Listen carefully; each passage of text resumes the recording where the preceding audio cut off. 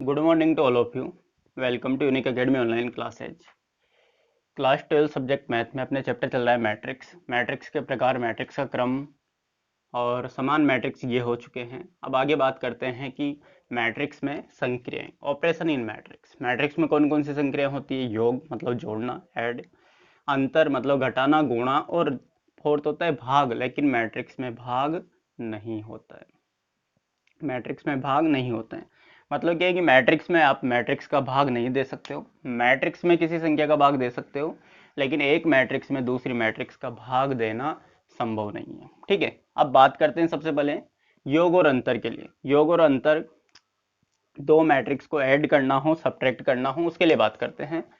तो दो या दो से अधिक मैट्रिक्स का योग और या करना हो या फिर अंतर करना हो, वो तभी पॉसिबल है जब उनका क्रम समान हो। अगर क्रम समान है तो उनको आप जोड़ भी नहीं सकते हो, घटा भी नहीं सकते हो। गुणा के लिए अलग कंडीशन है, उसके लिए बाद में बात करेंगे। अभी बात कर रहे हैं योग और अंतर जोड़ने और घटाने के लिए। और दूसरी चीज ये कि जोड़ने और घटाने के बाद मैट्रिक्स, जो मैट्रिक्स आपको एक नई मैट्रिक्स मिलती है, तो उस मैट्रिक्स का क्रम भी वही होता है जो आपके क्वेश्चन में दी हुई है। दोनों का समान होगा। दो से ज्यादा है तो उनका सबका समान होगा, तभी आप उनको जोड़ पाओगे या घटा पाओगे। और जोड़ने और घटाने के बाद जो मैट्रिक्स आपको मिलेगी उसका क्रम वही होगा जो उनका होगा।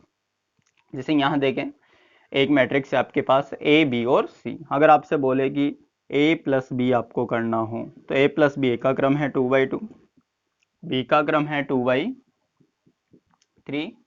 सी का क्रम है 2/2। ठीक है, तो ए प्लस बी यहाँ पे अगर आप देखें तो इनका 2/2 और ये है 2/3।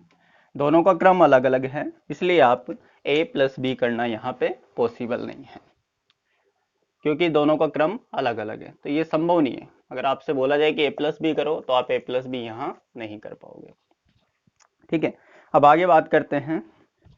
ये तो हुई ए प्लस बी की बात, जो संभव नहीं है, असंभव। ठीक है, अब मैं यहाँ बात करता हूँ ए प्लस सी की। तो ए में सी को जोड़ना है तो आपको कुछ नहीं करना है। संगत अवयव में संगत अवयव जोड़ना है। -1, 0, 5 और 7 ये ए में है आपके पास। इसमें प्लस करना है आपको यहाँ पे सी, 10, 2, -3 और 0। तो जो संगत अवयव हैं उसमें संगत अवयव -1 प्लस 10, आगे 0 + 2, 0 + 2, 5 + -3, 5 + -3 और 7 + 0। तो यहाँ पे इसको सोल्व कर ले, ये आंसर हो जाएगा आपके। यहाँ पे 9, यहाँ पे 2, ये प्लस माइनस माइनस हो जाएगा, यहाँ भी 2 मिलेगा और 7। ये आपके आंसर आ चुका है ए प्लस सी का। ठीक है, इसी तरीके से आपसे बोला जाए कि यहाँ पे ए माइनस सी करो, इसी के लिए मैं बात कर रहा हूँ। ए माइनस सी करने के लिए आपको ए में से सी माइनस करना है। -1, 0, 5 और 7, इसमें से माइनस करना है आपको 10, 2, -3, 0। वही तरीका है, संगत अवयव में से संगत अवयव माइनस करो। -1, -10, ये -11। अब सीधा लिख रहा हूँ मैं। 0 -2 माइनस के 2 हो चुका है। 5 -3 प्लस हो जाएगा 8, 7 -0 कोई फर्क नहीं पड़ेगा, 7।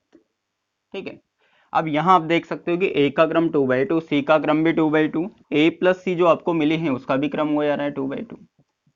तो आप बिना जोड़े बिना घटाए ये बता सकते हो कि अगर ए और सी का क्रम ये है दो मैट्रिक्स का, तो उनको जोड़ने पर भी वही क्रम होगा जो उनका दिया हुआ होगा। ए माइनस सी का आप देख सकते हो ये भी 2/2 आ रहा है। अगर आपको सी माइनस ए करना होता है इसी तरीके से, तो सी माइनस ए करने के लिए क्या करोगे? सी में से माइनस कर लो, उल्टा माइनस करोगे यहाँ पे, तो 10 माइनस -1 ये 11 हो जाएगा। इस तरीके से आपको जो आंसर मिलेगा वो लिख देता हूँ मैं, -8 और 7। इस तरीके से आपको आंसर मिलेगा। तो अगर आपको दो मैट्रिक्स जोड़नी हो या घटानी हो, तो उस टाइम आपको ये देखना है कि उनका क्रम समान है या नहीं है। अगर उनका क्रम समान है तो ही आप उनको जोड़ पाओगे या घटा पाओगे। अब आगे बात करते हैं गुणा के लिए। अब मैट्रिक्स में दो तरह का गुणा होता है। एक तो मैट्रिक्स का किसी संख्या से गुणा, और दूसरा होता है मैट्रिक्स का मैट्रिक्स से गुणा। तो थर्ड के लिए बात करते हैं। थर्ड जो ऑपरेशन है आपके पास, गुणा। गुणा मतलब मल्टीप्लाई। मल्टीप्लाई के लिए बात करें, इसमें फर्स्ट टाइप है मैट्रिक्स का किसी संख्या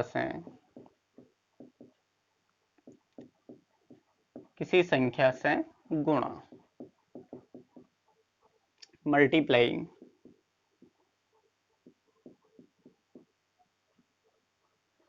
of matrix bye A number. अगर आपको किसी संख्या से गुणा करना है तो यहाँ पे क्यों आपको मैट्रिक्स का क्रम नहीं देखना है, किसी भी क्रम के मैट्रिक्स से उससे गुणा हो सकता है। तो मैट्रिक्स को किसी संख्या से गुणा करने के लिए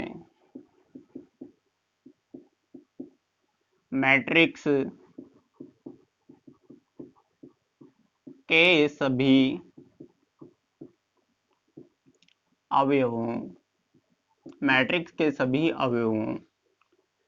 को उस संख्या से गुणा किया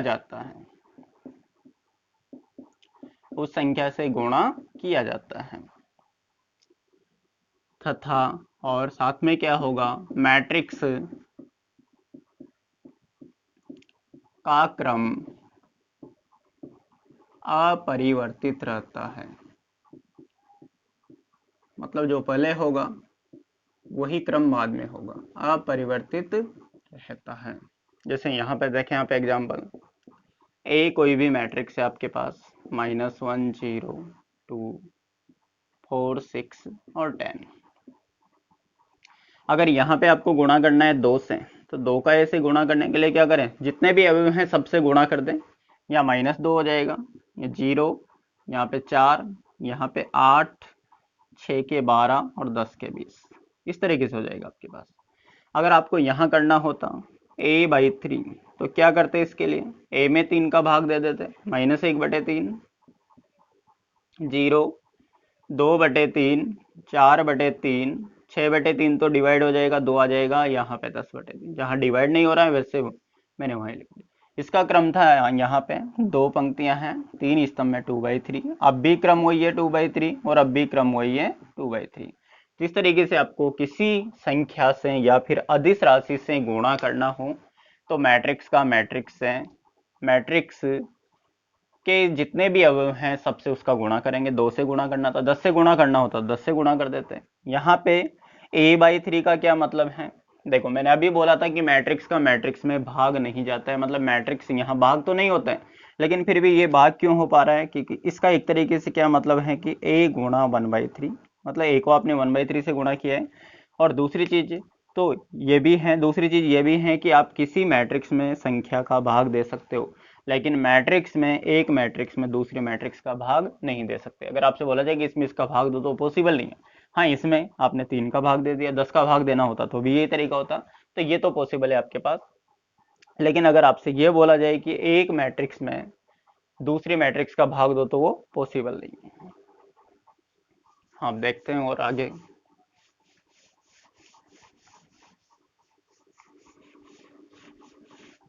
एक एग्जाम्पल देखते हैं। यदि a बराबर है आपके पास 2 - 1 0 और 4, b है आपके पास 2 7 -3 और 1, तो 3a - b तथा 2a + 3b ज्ञात कीजिए। ये दो चीजें आपको ज्ञात करनी है। फर्स्ट के लिए मैं बात करूँ 3a - b, ठीक है। अब 3a कैसे निकालोगे, 3 का गुणा करना है आपको 1 से, वही तरीका जो अभी आपने किया था, -1 0 और 4। और उसमें से माइनस करके b को घटा देना है। 2 7 -3 और 1। हाँ, गुणा करें। 6 -3 0 और 12, इसमें से घटा दें 2 7 -3 और 1। 6 में से 2 माइनस करोगे तो 4, यहाँ पे -10, यहाँ प्लस के 3 हो जाएगा और यहाँ 11। इस तरीके से सोल्व करना है। सेकंड क्या हैंड करना है आपको? हाँ, 2a + 3b। अब a का गुणा 2 से करना है, b का 3 से गुणा करना है, दोनों को जोड़ देना है। 2 × a की जगह मैंने वैल्यू पुट की 2 - 1 0 और 4 +3 b 2 7 -3 और 1। आगे सोल्व करें। 2 का गुणा करें। 4 - 2 0 और 8 प्लस इधर गुणा करें 6 21 -9 और 3। अब इसको सोल्व करना है। 4 और 6 यहाँ हो चुका है 10, -2 + 21 19, 0 माइनस के 9, 8 और 3 11। ठीक है। अब यहाँ भी आप दे सकते हो कि यहाँ पे अपने किसी संख्या से गुणा करने पर क्रम नहीं बदलता है, तो 2a और 3b बाद में प्लस माइनस किया तो भी क्रम नहीं बदलता है। ये भी 2/2 है, ये भी 2/2, आपके क्वेश्चन में 2/2 दे रखी थी। तो इस तरीके से आपको कुछ भी वैल्यू पूछी हो, 2a - 3b, a/2 - b/3, जो भी आपको पूछा हो इस तरीके से आप ज्ञात कर सकते हो। अब मेन जो अपने हैं, इन सब में इम्पोर्टेंट जो था उसके लिए बात करेंगे, वो है अपने मैट्रिक्स का मैट्रिक्स से गुणा। अभी तक आपने जो गुणा किया है वो था मैट्रिक्स का किसी संख्या से गुणा, लेकिन अब जो चलने वाला है वो है आपका मैट्रिक्स का मैट्रिक्स से गुणा। थर्ड नंबर पे सेकंड पार्ट में है आपके पास, ये संक्रिया में है, मैट्रिक्स का मैट्रिक्स से गुणा। Multiply of A matrix by matrix.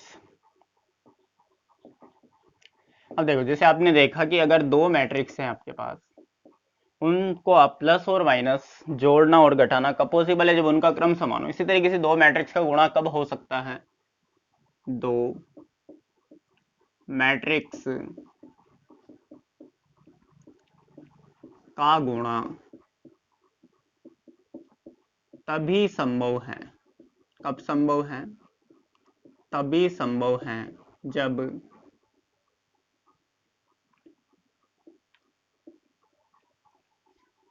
कब संभव है जब आगे वाली मैट्रिक्स या फिर आव्यूह जो भी आप बोलते हो, आगे वाली मैट्रिक्स में प्लस में तो जोड़ने में तो क्या था, आप a प्लस भी करो b प्लस ए करो, आंसर वही आना है, कोई फर्क नहीं पड़ता। वो क्रम विनिमय नियम का पालन करता है, मैट्रिक्स का गुणा क्रम विनिमय नियम का पालन नहीं करता है। आगे वाली मैट्रिक्स में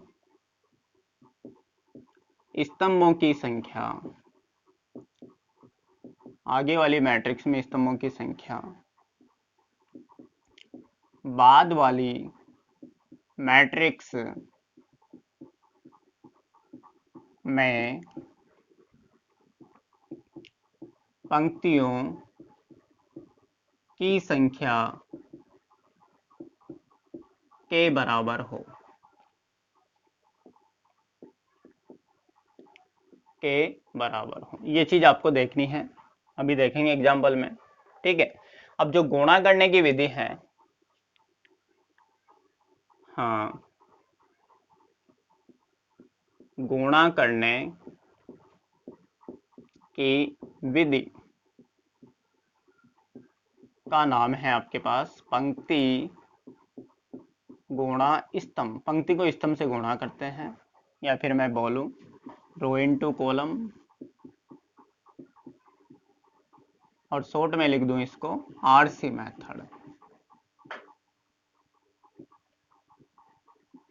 ठीक है, ये विधि का नाम है। और दूसरी चीज आपने अगर दो मैट्रिक्स को जोड़ना हो घटाना हो तो उसके लिए उसका क्रम समान होना चाहिए, और बिना जोड़े घटाए आपने बता दिया था कि उसका क्रम भी जोड़ने के बाद जो क्रम आएगा वो क्रम वही होगा जो क्वेश्चन में दे रखी है। इसी तरीके से दो मैट्रिक्स को गुणा करें, यदि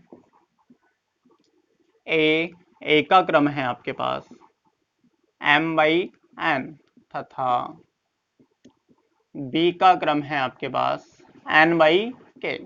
मैंने ऐसा क्यों लिखा है कि आपका गुणा कब होगा, जब आगे वाले मैट्रिक्स में स्तंभों की संख्या n, बाद वाले में पंक्तियों की संख्या n दोनों बराबर हो तो तभी गुणा होगा। तो ए बी का क्रम जो होगा, इन दोनों को हटा दो यहाँ से, जो आपने इक्वल यहाँ पे जो बराबर आपने तुलना की उनको हटा दो, बचा क्या है एम के का क्रम m/k होगा।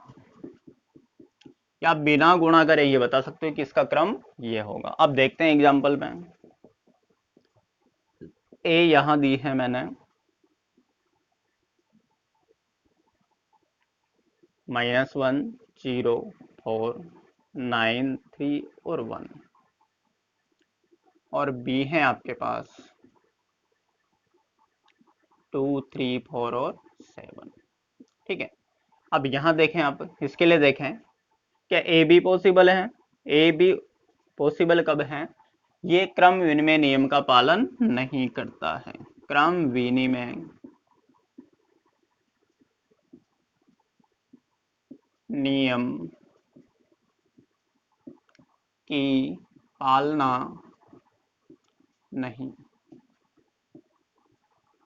नहीं करता है। ये वाला गुणा जो है, अगर मैं ए बी की जगह बी ए की बात करूं तो उसका कुछ अलग आंसर होगा या फिर आंसर होगा ही नहीं। अब ए का क्रम देखें, यहाँ पे दो पंक्तियां हैं, आप देख रहे हो 2/3 स्तंभ है, यहाँ पे 2/2। अब क्या यहाँ पे आगे वाली में स्तंभ बाद वाली में पंक्तियों के बराबर है, नहीं है, तो यहाँ ए का बी से गुणा नहीं होगा। अब बी गुणा ए के लिए देखें, बी में दो स्तंभ है, ए में दो पंक्तियां, तो यहाँ पे होगा। अब ये भी आपसे पूछ ले कि बी ए का क्रम कितना होगा, तो बी ए का क्रम कितना होगा, इससे आपने तुलना की है, मतलब बी को मैंने यहाँ लिखा, ये 2/2 है, ए है 2/3, ये दोनों इसके बराबर हैं, इसको हटा दो, जो बचेगा वही क्रम होगा। ये हो चुका है आपके पास 2/3। आप बी का ए से अगर गुणा करोगे तो उसका आंसर आएगा, वो होगा आपके पास 2/3 होगा। और देखें दूसरा, ए है आपके पास -1 2 4, बी है आपके पास 0 1 3, ए का क्रम है यहाँ पे 3/1, ये है 1/3। ठीक है, अब यहाँ देखें ए बी और दूसरा बी है कि ए बी पॉसिबल है। ए में देखें स्तंभ कितने हैं, एक, बी में पंक्ति भी एक है, तो ए बी पॉसिबल है। बी ए के लिए बात करें, बी में स्तंभ कितने हैं, 3, ए में भी स्तंभ पंक्तियां 3, तो ये भी इक्वल हैं, ये भी होगा। अब ए बी का क्रम कितना होगा, एक को एक से तुलना की तो इसको हटा दो, बच्चा कितना 3/3, ये होगा। बी का ऐसे, इसको आगे लिखोगे, 3 से ये 3 कैंसिल, इधर एक बचेगा इधर एक बचेगा, तो आंसर आया 1/1, तो ये होगा। तो ये दोनों पॉसिबल है, यहाँ पे ए का बी से भी होगा, बी का ए से भी होगा। अब आप देख सकते हो कि ए बी तो होगा 3/3 की, जो मैट्रिक्स आएगी वो बी ए मिलेगी आपको 1/1 की। क्या दोनों इक्वल हो सकती है, क्या नहीं हो सकती, क्योंकि दोनों का क्रम ही अलग अलग है, तो ये दोनों समान कभी भी नहीं हो सकती है। इसलिए मैट्रिक्स का क्रम क्रम विनिमय नियम का पालन नहीं करता है। और देखिए एग्जाम्पल 3, ए है आपके पास 0 -1 4 7 9 3, बी है आपके पास 0 1 10 5 -1 और 2। इसका क्रम आप देख सकते हो कि 3/2 है, इसका भी क्रम है आपके पास 3/2। अगर आपसे बोला जाए कि क्या यहाँ ए बी पॉसिबल है, बी ए, दोनों के लिए पूछे। हाँ, ए बी के लिए ए में स्तंभ है 2, बी में पंक्तियां हैं 3, नहीं होगा। बी के लिए पूछे, बी में स्तंभ है, हाँ बी में आगे देखें 2 हैं, ए में पंक्तियां 3 हैं, ये भी नहीं होगा। अब आप यहाँ देख सकते हो कि दोनों का क्रम समान है, लेकिन फिर भी यहाँ पे ना तो ए बी हो पा रहा है और ना ही बी ए हो पा रहा है। इसका तो इसका क्या मतलब है कि अगर क्रम समान है तो जरूरी नहीं है कि उनका गुणा होगा, सिर्फ और सिर्फ गुणा तभी होगा जब मैट्रिक्स आपकी वर्ग मैट्रिक्स हो। ठीक है, तब हो सकता है। तो आपने जोड़ने घटाने में तो यही कंडीशन थी, अगर क्रम समान है तो आप जोड़ सकते हो घटा सकते हो, लेकिन गुणा के लिए आपकी शर्त ये नहीं है। आपके गुणा के लिए शर्त ये है कि आगे वाली मैट्रिक्स में स्तंभों की संख्या बाद वाली मैट्रिक्स में पंक्तियों की संख्या के बराबर होनी चाहिए। हाँ, फोर्थ पे देखते हैं। और ए है आपके पास -1 0 9 3 1 और 7। बी है आपके पास 0 1 7 3 2 5। इसका क्रम है आपके पास 3/2, इसका है 2/3। ए बी के लिए बात करें और बी ए के लिए बात करें। ए में स्तंभ 2 हैं, बी में पंक्तियां भी 2 हैं, तो ये गुणा होगा आपके। इस तरीके से बी ए में देखें 3 है, इधर स्तंभ इधर भी, ये भी गुणा होगा। ए बी का क्रम 2 से 2 कैंसिल, ये क्रम मिला आपको 3/3। ये वाला आपने तुलना की इससे, इसको हटा दो। बी ए में इसको आगे लिखोगे 3 से 3 कैंसिल, इसका क्रम मिलेगा आपको 2/2। इस तरीके से आप ये भी देख सकते हो कि गुणा करने पर जो क्रम मिलेगा वो क्रम कितना होगा, ये चीज भी आप पता कर सकते हो। इस तरीके से आपको चेक करना है कि दो मैट्रिक्स का गुणा कैसे होता है।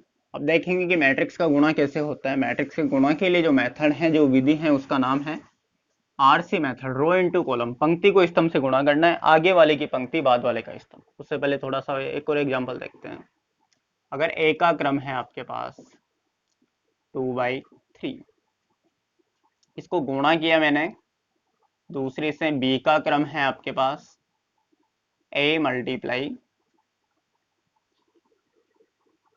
2, ये 2 है, ये a है। और ए बी का जो क्रम मिला है आपको, वो मिला है, हाँ, b/2। तो आपको ए बी का आंसर बताना है कि a कितना होगा और b कितना होगा। ठीक है, ये आंसर बताना है आपको। अब देखें, ये दोनों गुणा कब होंगे, जब ये दोनों इक्वल हो तभी तो गुणा होंगे। तो ये दोनों इक्वल होंगे तो a की वैल्यू 3 होगी। अब गुणा होने के बाद जो आपको आंसर मिलेगा वो क्या मिलेगा, 2/2। यहाँ मिल रहा है आपको b/2, मतलब इसका आंसर आना चाहिए था 2/2, यहाँ मिल रहा है b/2, तो b का आंसर कितना होगा, 2 होगा। इस तरीके से आप आंसर निकाल सकते हो। एक और देख लेते हैं।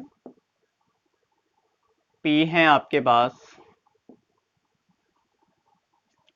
x/3, q है आपके पास y/2, और जो आंसर मिल रहा है आपको PQ का, जो आंसर गुणा करने पर जो आंसर मिल रहा है वो मिल रहा है 4/z। अब आपको बताना है कि x का आंसर कितना होगा, y का आंसर कितना होगा और z का आंसर कितना होगा, ये चीज आपको बतानी है। यहां से तुलना करें, ये दोनों गुणा कब होगी, जब ये दोनों समान हो। इसमें स्तंभ इसमें पंक्ति समान हो, मतलब y का आंसर 3 मिल गया। गुणा होने के बाद इसका क्रम आना चाहिए x/2, जबकि यहाँ आ रहा है 4/z। तो यहां से देखें, ये तो इसके इक्वल होगा और ये वैल्यू इसकी इक्वल होगी, तो z का आंसर आ चुका है 2। ठीक है, तो इस तरीके से आप पता कर सकते हो।